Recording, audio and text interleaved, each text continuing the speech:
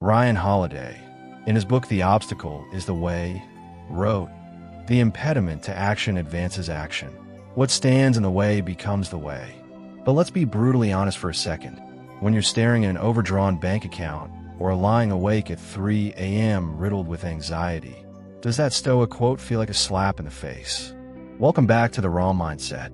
Before we dive into the reality check, if you're tired of the toxic positivity that tells you to just smile harder, hit that subscribe button.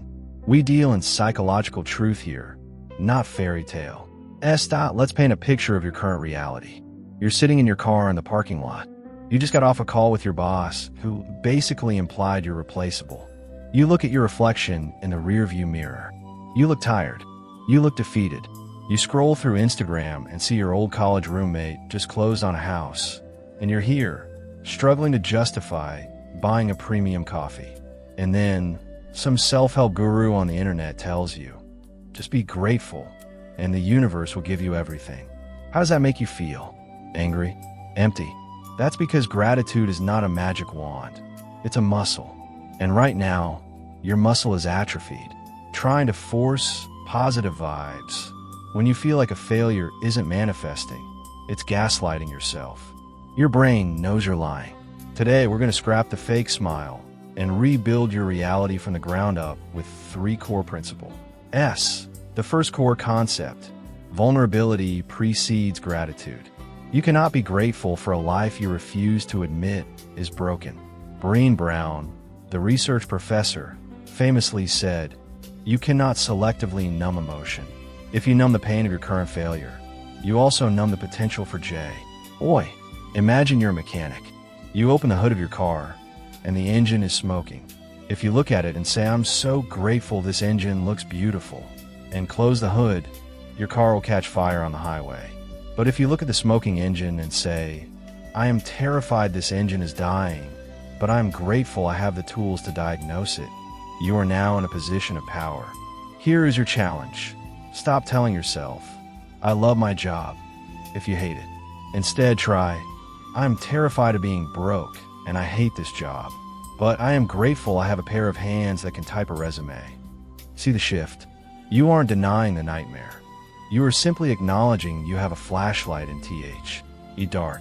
The second point tackles the "why does everyone else have it better" syndrome. Adam Grant, in his book Think Again, teaches us that rethinking our comparisons is the key to unlocking realistic attitude. Imagine you're watching a sports game on TV. You only see the slam dunks, the celebrations, and the highlights. But you are living your life in the locker room, the sweat, the bandages, the exhaustion. You are comparing your bloopers and outtakes to their highlight reel. Real gratitude is realizing that you are playing a different game entirely. Instead of comparing your wealth to a billionaire, compare your courage today to your cowardice last year. If you lost your job, stop comparing yourself to the guy who got promoted. Compare yourself to the version of you who stayed at a job you hated for 5 years out of fear.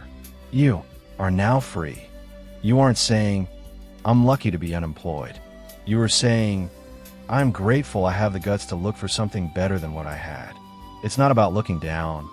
It's about looking back and seeing how far you've crawled. The third point is where we break the law of attraction myth. Gratitude isn't a receiving frequency. It's a launching pad for action. Think of your current bad situation as a deep pit. If you sit at the bottom of the pit and say, "I'm grateful for the sky," you will starve. But if you use that gratitude to realize you have 2 legs, you might start jumping. You might find a rock to stand on. Science calls this the upward spiral. When you are grateful for what you have, even if it's just cognitive function, your brain produces dopamine. That dopamine doesn't just make you feel good. It increases your problem-solving ability. Here is the hack. Act as if the gratitude is for the resources, not the result. Don't say, "I'm grateful for $1 million." Say, "I'm grateful for this computer I'm using right now." Then, use that computer to send an email, build a portfolio, or learn a skill. Action creates reality. You aren't tricking your brain into feeling lucky. You are using gratitude as the fuel to earn. You are luck.so. What do you do when life is genuinely ugly? Stop lying to yourself. Acknowledge the pain. Brené Brown. Shift your comparison. Adam Grant. And let gratitude give you the energy to move the spiral. Life doesn't get better by accident. It gets better by choice. The choice to see the tools in your hand, even when you're in the middle of the wreckage. If this perspective shifted something in your gut today, then we're on the right track. Don't face the darkness alone. Subscribe to the channel, turn on the bell, and let's navigate this chaos together. I'll see you in the next one. Keep moving forward.